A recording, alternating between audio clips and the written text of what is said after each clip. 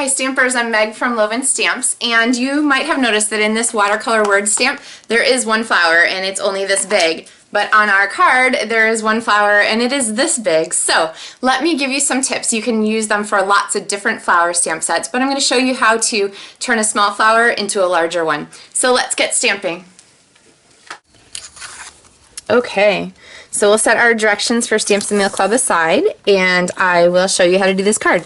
Now when you open your kit, there is a pre-embossed piece. This is going to be our background, so we might as well go ahead and get that one started. Fold your Whisper White cardstock. There's another about a quarter sheet of cardstock in there, and when I first opened this kit, I thought, wait, why did I put an extra sheet of cardstock in here? I'm so confused. So don't get confused. That is because you're going to need to stamp that awesome large flower, so we'll need that whole piece. So I'm going to layer this piece here with Stampin' Dimensionals. This is a fun trend to layer white on white, but give it like some background or to pop it up on dimensionals so that you have that extra layering effect. On our border here, we're going to stamp the Hooray.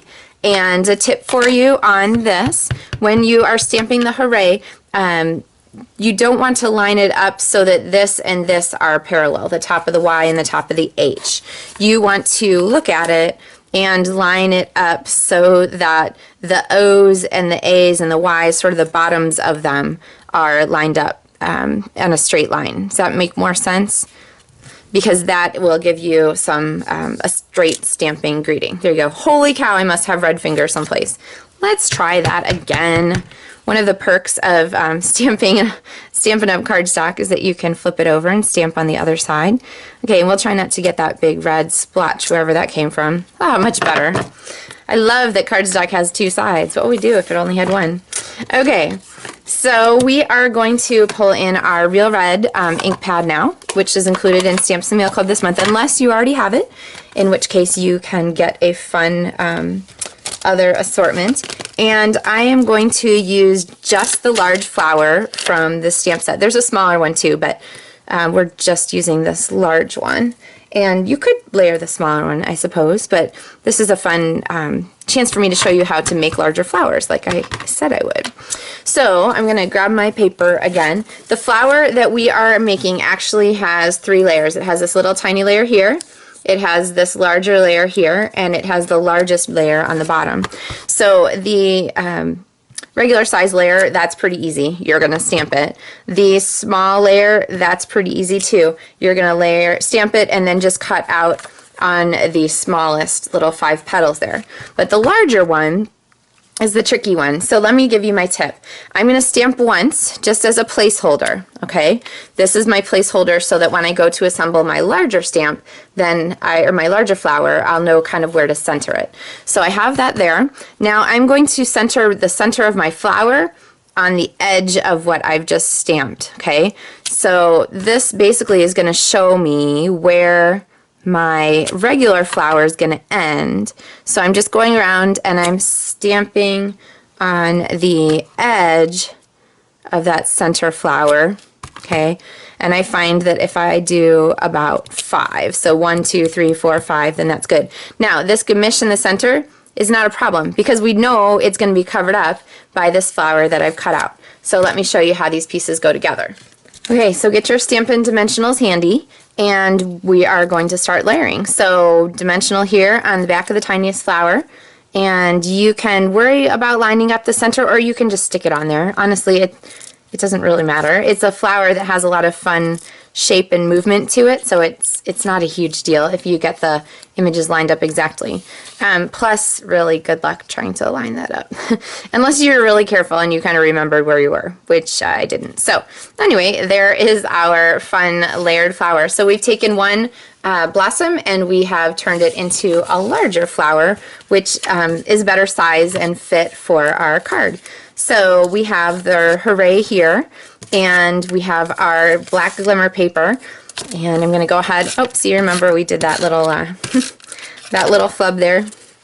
No biggie though, it worked out just fine, didn't it? There's no such thing as a mistake in stamping. There are just different effects, or opportunities, some people say.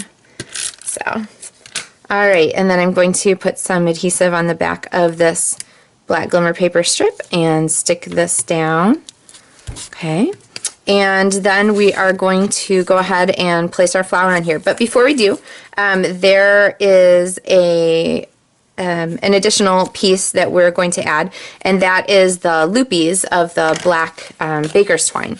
So I'm going to go ahead and do this.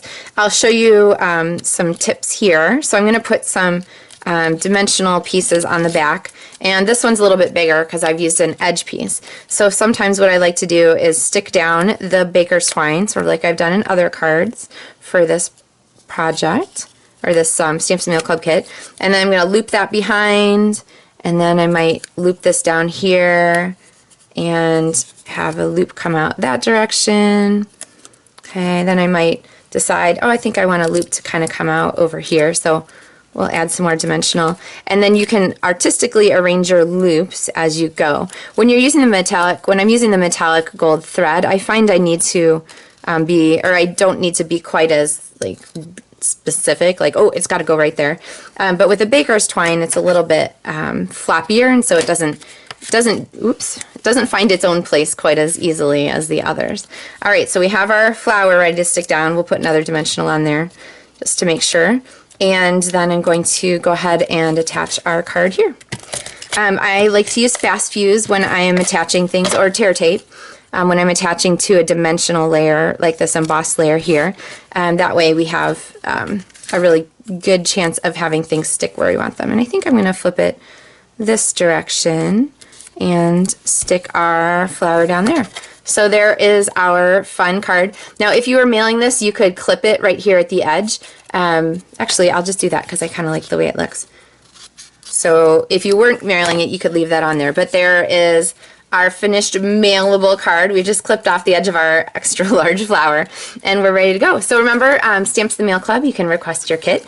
Just check out my website for details, and don't miss the other fun projects this month, including the pop-up card. So thanks for watching. Happy stamping.